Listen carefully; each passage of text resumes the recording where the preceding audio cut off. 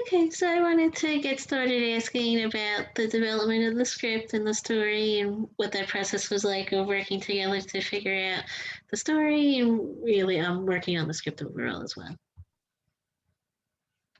Um, we had this idea, the pandemic, that we wanted to get away and do something with a small group of people. And so we assembled a crack team of close collaborators who've all worked with us before and just decided we're just gonna do it. We're gonna do it. We had a friend with a house in Vermont and a basic idea of a tone we wanted to do for me and my brother. And then Peyton got involved and we started just crafting bones of this together. And then it happened rather quickly. And then 10 of us were in a house and doing this thing. Mhm. And also, I wanted to ask you, Eric, about directing the film as well and what that experience was like of going from working on the script into directing overall as well. It was great. Everything's sort of a natural progression for me from the writing to the directing to the acting to the editing it's all sort of part of the storytelling arc for me. That the ease of that is very much attributable to the people that worked on it too, and having people that came in that where there was trust and they bought into the idea, but also brought in their own strong points of view, like Peyton did, throughout the early part of the process, throughout the production. And also, I wanted to ask you both about starring in the film and what that process was like of really kind of figuring out the development of your characters and why you both also wanted to star in the movie as well overall. I'll throw it to Peyton. Yeah, it was so honestly, I mean, Eric called me about being involved in this pretty early in the process. So I feel like I had a nice hand in sort of crafting who Harper was, and seamlessly becoming her was really easy and natural progression, and made so much easier because Eric was wearing so many different hats that I felt like I was in really safe hands the entire time. Yeah, it was ditto. Ditto. I mean, hands. That sounds stupid, but yeah, ditto. It was a good experience. And also, I wanted to ask about bringing on the other cast as well and what that experience was like of also really deciding who else you wanted to star in the film with you as well. It needed to be people that were close to already, just given the nature of the project, that it was very much a friends and family affair, film friends. Ehad and I are very close friends, who plays Blake, and he came early. We did a TV show together and a short together that Peyton was also in, so they had known each other before. And then Allison is played by Maggie McMeans, who was like a guest star on the Ehad and I did together, and was probably like the newest to the group entirely because she hadn't met Ehad on that. She didn't know Peyton, but she jumped in and integrated very quickly. She and Peyton became fast, and which you can't tell in the movie, but yes, they did. That was the process, and just finding people who might want to do something that was a cool showcase for them, but an opportunity to show themselves in ways they don't normally get to. So it was a cool experience, because as close as these characters are in some ways to each of us, they're all a little bit different too. So it was a safe for that. And once they signed on to star in the film as well, and what was that process like of all working together as co-stars and really building the dynamic between your characters as well overall? Peyton can talk the rituals. Yeah, so every night we would rehearse what we're gonna film the next day after we'd all had dinner together. So there was just a lot of need for bonding, and then also working through the script together to just how these characters specifically were interacting with each other, and kind of why. And it just gave us a really great chance to not only get to know each really well, even deeper than we sort of had before. But we got to know our characters really well and how they sort of moved through the world together. And Erik, talk about the elements a little bit, because I think that's played a big part in that. Yeah, we conclusion, I don't know, a few weeks before production, that Harper was aligned with the element. James was water, Blake was fire, and Allison was wind. And it happens kind of naturally, but I was just some like old theater school things that I had, and realized that this was a really good approach for it. There's always different ends when you're directing things, but this just gave a lot of interesting structure while also giving room for improvisation and play. And so in that way, just finding ways that, like, what does fire do to water? Fire and water in a room. What does wind do to fire? What happens when water, earth, and fire are in the same, like, as the fire takes over the earth, which is Harper, is what is is it putting out the fire? Is it like, how does the water, how do we move through space when we're all in the same? And you see that when you see the combustion happen in the paranoia drinking game scene. All these elements are forced into this little pressure cooker, and the pressure gets higher and higher, and the temperature gets hotter and hotter and hotter. What happens to all of these elements? What is the chemical reaction? So that was a really cool thing to do on this movie, and kind of a back to thing, so that it really felt like we collectively as got to go back to this sense of play. So it wasn't like a full exercise, but we were able to really be in touch with our roots in something like that, which I think is also what the movie's about, is resensitizing to parts of you that may have become numb without you realizing it. And also, speaking about doing some improv, I also wanted to ask about that experience and really maybe coming up with ideas on the day you were shooting and the days you were shooting together, and what that experience was like, or maybe just coming up with new ideas during production as well. Just generally, like the process of new ideas. Yeah. Yeah. You can take a date. Yeah. So when we were writing this, Erik was writing the script, I would send him little thought snippets. We literally had an email that was called Thought Snippets. And so I would just send him things that I was sort of meditating on and thinking about. And a lot of that found its way into the film through Harper's character. And then when we were able to rehearse and sort of pass these pages back and forth, even before rehearsal started, we were just constantly throwing ideas around sort of off of these central themes. And then because we did have, oh yeah, there it is. Because we did have the opportunity to rehearse, we got to talk about it. You know, we got to move through it. We got to decide if anything felt weird or weird, because we knew we were going to have to shoot rather quickly. So we wanted to kind of get those decisions on, like, really feel it out and know what we were getting into. And it made it a, because we got to play a lot. We wanted everything to feel like, you know, improvised, not in a loose lack of structure way, but in a that words were just falling out of people's mouths. Because while it is talky and quippy, there is this kind of, I don't know, just air to the whole thing, or at least I hope that there is.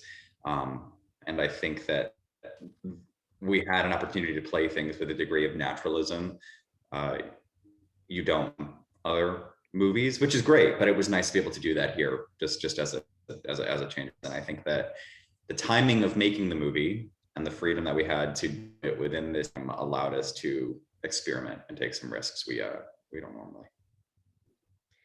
And also, I wanted to ask about finding the location, the house that's in the film, and with the majority of the story taking place in the house and the surrounding property.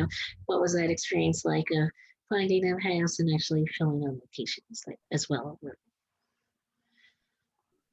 We had a moderately extensive search going for a little bit about finding the right house, and then a friend in network was been very supportive of our endeavors and just very generous of time and spirit, and had a house in Vermont that was able to house our very small company of casting, and really helped us find some locations up there, and everything clicked. So we had these pages and we had this idea, and then once that locked in, a walk and talk in a nice park became and talk Coolidge homestead, which is where we were, where Calvin Coolidge was born, found out he was going to be the president of the United States. And then that informed how that conversation went, and who James was, which then informed how James was in another scene, which informed how Harper was in another. So everything became more specific because of that. And I think it's really awesome. And we ended up where we did because the energy of that place was just so aligned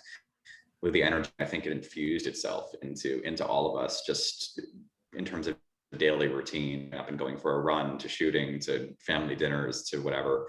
So that was a real gift. I like to write around resources and locations and I knew we would find one, but it just really like popped into picture perfectly once that happened. Peyton, also for you, I wanted to ask you the same question as an actress in the film, what that experience was like for you to film on location in that house as well overall.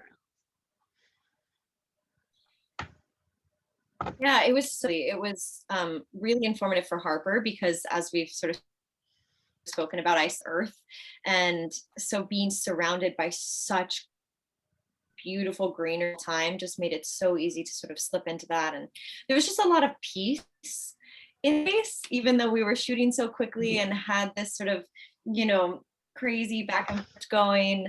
The family dinners, the going on runs, the doing yoga and getting to look at such beautiful trees. It was just really, really kind of an escape, honestly, from what was going on in life at the time. So yeah, everybody tested before they came up, and then we really just lived in this bubble for like a week and a half, and there was just this, I don't know, we were oxygenating again.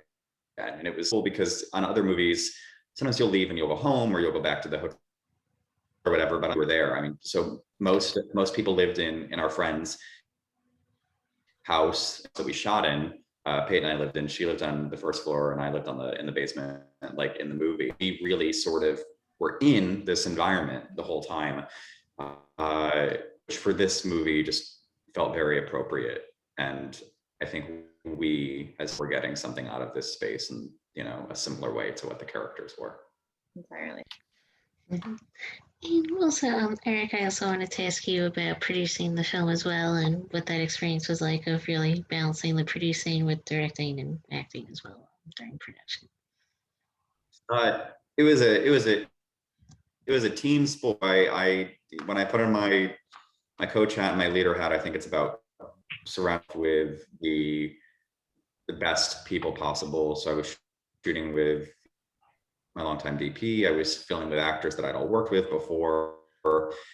And it was just a really cool friends and family situation. We knew COVID, and given the production constraints and wanting to keep it sort of feeling a vacation with somewhat shorter days and a little bit of free time, that we needed the group to be as small as possible. It was just figuring out what that mix was based on who was to achieve these goals and make a movie that captured the spirit of our time, but was also an excuse for all of us to be together again after having not seen each other for some of us 6 months, some of us a couple of years or more. So that's it from my vantage point. I think we achieved that.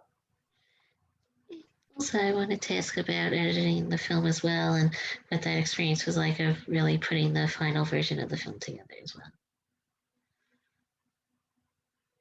We cut it pretty. I think we had an assembly within like a week or two of coming back, because I just dived right in. And to me, that's just an extension of the directing situation. That we shoot for the edit, and we sort of what we're getting and why we're getting it. And Carson, my brother, and I edited it together, and we very much do our best to edit everybody with the same with which I would edit myself, because I want everybody to showcase themselves in the best way possible, and performances can be made or broken in the edit, and we had such good material on site. So luckily, it was finding the best of the good as opposed to the best of the worst, mm-hmm. which I know some people have to deal with sometimes for whatever reason. But that was the beauty of that. It really did flow very, very naturally, because we knew what we were doing, and when we got it, we got it. We didn't do superfluous takes or anything like that. So it was a very good experience. And the music is very important to it too. I haven't really touched on the music much in talks, but like the soundtrack just really captures the heartbeat, I think, of what we're doing here, a lot of like the cuts and stuff. So. And also, speaking about the music, I was about to also ask about that. And with a lot of music and songs really being like important to the storytelling as well, what that experience was like of really figuring out which songs you wanted to include as well. Frozen. Are we still here? My Frozen. Oh, sorry, I thought I was having a. Mm-hmm. I was asking about the music as well, like you mentioned, and what that experience was like of really figuring out which songs you wanted to include, and with the music being so important to the story, what that process was like as well. I think those first conversations happened early on with Peyton when she was playing like music, so she can touch on that. But that was the first kind of foray into what the sound landscape of this would be. Yeah, I mean, I was just sort of playing. We would look at the dailies at the end of the day, and I started playing some of the songs that I had sort of made a playlist for Harper, and started pulling out some of that music, and then the sounds that are in the soundtrack now are very similar to kind of the stuff that I was playing for her. And I think it makes sense because the list we're looking at is just very much, you know, what I drew on for Harper, and so it all plays. We were kind of together. jamming out during raps, just listening to stuff on the Bluetooth speaker that we used in the movie. It's really cool because we're playing this, and the production sound mixer on the movie, who was there with us, knew some local bands to Philly, where he's from, and got us connected with his friends in these bands who just really had the sound and the heartbeat that we needed, and we resonated with the movie. And I just think it's a really great marriage. And you know, I hope people feel the same, because it definitely all just kind of into place because of it. And also, I wanted to ask about the film's upcoming release next week, and really figuring out how you wanted to distribute the movie digitally after the theatrical release earlier this year, and what that process was like of securing that digital release as well. I'm very happy to be continuing my relationship with 10 Night. We put out 10 Minutes Midnight early this year, and we'll be putting out a couple more later on. Very awesome, and they are getting it on all the digital channels where you watch movies, DirecTV and other cable providers. But right now it's up for pre-order on Amazon and Apple TV. So you can buy it now, so you can watch it at 3 a.m. on May 28th if you want to, which is a question, I guess, or anytime that you want to watch it. But it's something that we are very excited that it's going to have the reach that it does. I know a bunch of people in my network have already grabbed it. I think that's the same for the rest, but we're just really happy that we're able to share it with a bunch of people. We're riding the wave from a limited theatrical release over Valentine's Day weekend, where we got some real feedback, and now I'm excited to, after launching that way, be able to reach as many people. Okay, I think that was my lead, but thank you both again for taking the time out. I appreciate it. Thank you, Karen. So much, Karen. You're welcome. Thanks again.